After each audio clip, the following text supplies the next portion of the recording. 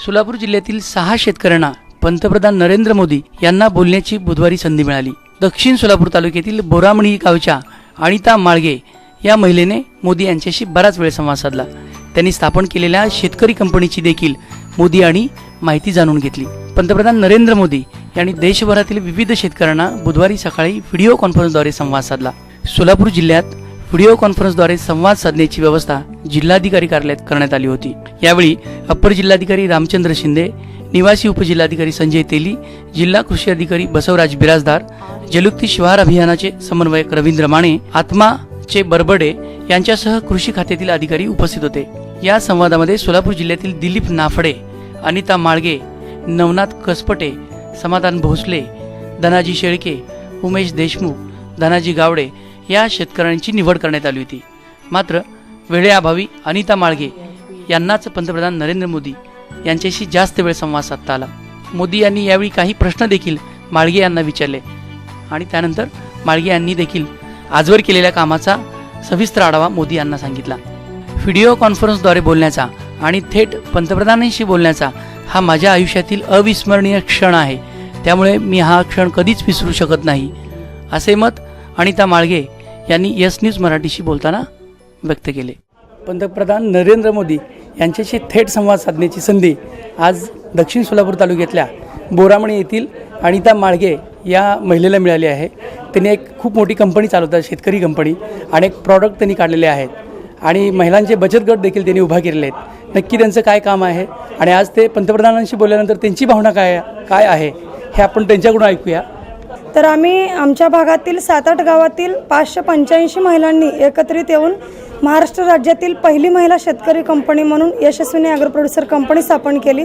तर आमचं शेअर भाग भांडवल 4,72,000 आणि MSCP आणि आत्माच्या माध्यमातून आम्हाला 13.5 लाखाचं अनुदान मिळालं। टोटल आमचं 18.5 लाखाचं बिझनेस प्लॅन आहे। तर मुख्य म्हणजे आमच्या भागामध्ये तुरीचं पीक हे मोठ्या प्रमाणावर आहे। तर याच्यावरतीच आम्ही प्रोजेक्ट तयार केलं की डाळ मिल आणि क्लिनिंग ग्रेडिंग युनिट।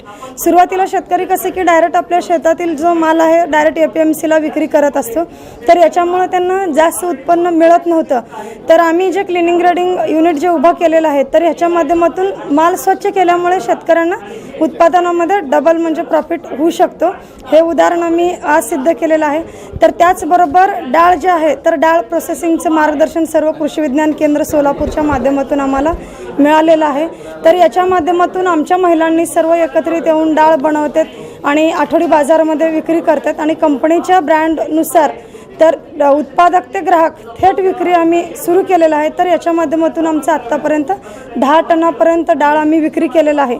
तर ह्यातून फायदा देखील आपल्या महिलांना चांगल्या पद्धतीनं मिळालेला आहे आणि शेतकऱ्याला देखील चांगल्या पद्धतीनं इन्कम मिळालेला आहे। तर आम्ही नाबार्डच्या माध्यमातून 100 आमच्या कंपनीच्या सभासदांना आम्ही JLG ग्रुप बनवून 50 लाखाचं लोन आम्ही वाटप केलेलं आहे। तर त्याचबरोबर येत्या 1.5 महिन्यामध्ये 1.5 कोटीचं देखील आम्ही लोन वाटप करणार आहे। तर ह्याच्यामध्ये आम्ही दुग्ध व्यवसाय, गुलाब शेती असतील, फुलशेती असतील या विषयासाठी आम्ही त्यांना लोन दिलेलं आहे, प्रत्येकी 50,000 प्रमाणे। तर ह्याच्या माध्यमातून प्रोसेसिंग युनिट म्हणून गुलाब जलचं देखील आम्ही प्रोडक्ट करतो। आमच्या बाजूलाच खंडोबा ॲग्रो कंपनी आहे, तर याच्या माध्यमातून आमचं गुलाब जलचं युनिट आहे। तर त्याचबरोबर आज प्रधानमंत्र्यांशी मला बोलायला मिळालं। तर ह्याच्या बाबतीमध्ये सांगायचं म्हटलं तर आज एखाद्या ग्रामीण भागातील महिलेला डायरेक्ट प्रधानमंत्रीशी बोलण्याची संधी मिळाली। खरोखर मी कृषी विज्ञान केंद्र, आत्मा असेल, नाबार्ड असेल, MSCP असेल, सगळ्या टीमचे मी आभार मानते आणि सोलापूर जिल्ह्यातील सर्व कंपन्यांच्या माध्यमातून मला इतका आनंद झाला की माझं हे यश माझं स्वतः एकटीचं नसून हे सर्व सोलापूर जिल्ह्यातील कंपनीतील महिलांचं यश आहे, हे मला सांगायचं आहे। धन्यवाद सर। कोणत्या मुद्द्यांवरती आपली या व्हिडिओ कॉन्फरन्सद्वारे निवड झाली असं वाटतं? तिला सर सगळ्यात म्हणजे इतरांपेक्षा वेगळं म्हटलं तर आपलं महाराष्ट्र राज्यातील पहिली महिला आम्ही कंपनी स्थापन केली आणि ग्रामीण भागातील महिला एकत्रित येऊन कंपनी उभं करणं आणि चालवणं आणि शेतकऱ्यांमध्ये काहीतरी आधुनिक तंत्रज्ञानाचं म्हणजे वापर होणं, याच्या एवढं म्हणजे सुदैवाची गोष्ट आमच्यासाठीच तर नक्कीच। पंतप्रधानांनी तुम्हाला काय विचारलं आणि त्यानंतर तुमच्या भावना काय होत्या, तुम्ही काय सांगितलं त्यांना? सुरुवातीला तर सर मला म्हणजे इतकं टेन्शन आलं होतं की डायरेक्ट आज प्रधानमंत्रीशी बोलायचं, कारण आज आपण एखाद्या गावामध्ये जेव्हा आपण आमदार असतील किंवा खासदार असतील येणे आल्यानंतर बोलायचं देखील आपलं धाडस होत नाही, पण प्रधानमंत्रीशी बोलायला मिळालं मला खरोखर खूप आनंद वाटतोय.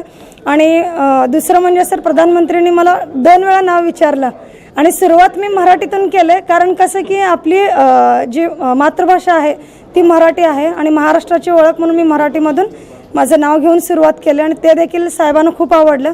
त्यामुळे सरांनी आणखीन एकदा माझं नाव विचारले, ते देखील मला आवडलं. आणि त्याचबरोबर कंपन्यांसाठी जे रूल्स आहेत आणि त्यांनी जे GRमध्ये जे चेंज केलेले आहेत आणि कंपनीच्या माध्यमातून जे GRमध्ये बदल करून सर जे ह्याच्या आयकरमध्ये जे सूट दिलेलं आहे, तर हे देखील कंपन्यांसाठी खूप चांगलं वरदान म्हणजे मिळालेलं आहे.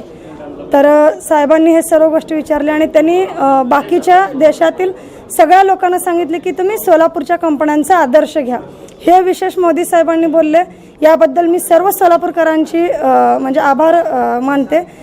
याचबरोबर इथं जे आम्हाला संधी मिळाली सर, याबरोबर सर्व जिल्हा प्रशासन म्हणा आणि सर्व डिपार्टमेंट म्हणा, सगळ्या विभागांशी मी आभारी आहे आणि मला आज खूप आनंद झालेला आहे सर. हो सर, पहिलाच अनुभव आहे आणि आतापर्यंत कधी म्हणजे डायरेक्ट बोलण्याचं व्हिडिओ कॉन्फरन्स योग्य चाललं नाही सर. बोरामणीच्या या महिलेला व्हिडिओ कॉन्फरन्सद्वारे थेट पंतप्रधानांना बोलण्याची संधी मिळाली, हे सोलापूरकरांचं निश्चित भाग्य आहे. आणि एक महिला, एक उद्योजक महिला, ज्या महिलेने अनेक उद्योग उभा केलेत, या महिलेची या व्हिडिओ कॉन्फरन्ससाठी निवड झाली होती. मोदींशी त्यांना थेट बोलण्याची संधी मिळाली, त्यामुळे निश्चित त्यांचा आनंद द्विगुणित झाला आहे. अशा महिलेचा आपणही आदर्श घ्यावा एवढी अपेक्षा व्यक्त करतो. विजय आपटेसह मी Shivaji Surwase, yes news Marathi, Solapur.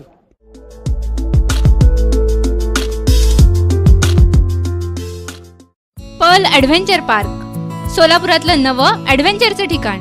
Archery, bull ride, rocket injector, commando training, net climbing, ATV off road bike, rappelling, rifle shooting, bungee jumping असे चित्तथरारक खेळ आणि फूड पार्कचा आनंद घ्या.